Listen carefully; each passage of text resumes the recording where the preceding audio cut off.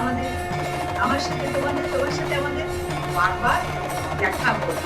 কারণ কারণ হচ্ছে শিবরাত্রি শুরু।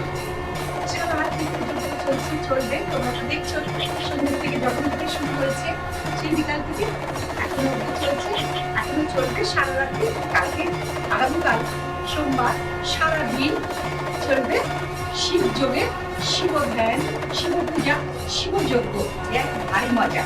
যারা আসছো আমাদের রামকৃষ্ণ দিগদর্শন সেবাশ্রমে, তাদের তো আর কথাই নেই। যারা দেখছো শিবজি পুজো করছো, শিব ঠাকুরের পুজো করছো, যজ্ঞে আহুতি দিচ্ছ এবং আনন্দের সঙ্গে সকলে ভীষণ মজা করছো।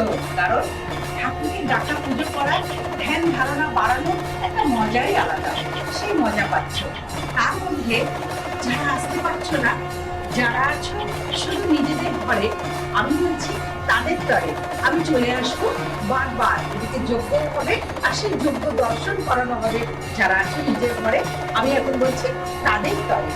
কালকে পাবে, আজকে পাচ্ছ, এখন পাচ্ছ, আবার কালকে তোমরা আমাকে পাবে। তোমাদের সাথে আমারও দেখা দেখি ভালোবাসাবাসি হবে। সেটা হচ্ছে এটা মানুষের সময় হবে কালকে, এবং বিকাল 4টের সময়, আবার সন্ধ্যার সময় এই 5:30 যখন পূর্ণাহুতি হবে।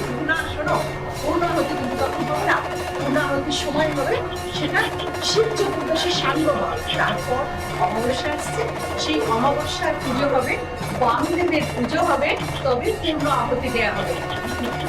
দেখতে আনন্দ লাগবে, ভালো লাগবে। যারা আসছো তারা দেখছো, আমাদের তো হচ্ছে যে সমস্ত ছেলেমেয়েরা, যে সমস্ত ভক্তরা আছে দূর দূরান্তরে, তাদের জন্য আমার বন্ধ মন খারাপ করে। তাই জন্য এই ব্যবস্থা, এই আয়োজন তোমাদের জন্য। তোমাদের দেখার প্রয়োজন, তোমাদের দেখানোর প্রয়োজন। কারণ আমি তো আর কেউ না, আমি তোমাদের মা। মায়ের তো একটাই কাজ, যাতে সন্তানটা ভালো থাকে এবং সুন্দর থাকে, আনন্দে থাকে। আর ঠিক সেই কারণেই শিবরাত্রি, শিবপুজো এবং অমাবস্যার কাজ ক্রিয়া যতটা দেখানো সম্ভব, ক্রিয়াগুলো দেখানো যায় না, কিন্তু পুজো ক্রিয়াগুলো তো দেখানো যায়। তোমরা দেখে প্রেরণা পাবে, উৎসাহিত হবে, তোমরা দেখে তোমাদের আনন্দ হবে, তোমাদের ভালো লাগবে। তোমরা আনন্দে থাকবে, জীবনটা ভালো কাটাতে পারবে। আমাদের উদ্দেশ্য একটাই, যেটা এত সবার, আমরা সবাই যেন ভালো থাকি সদাই।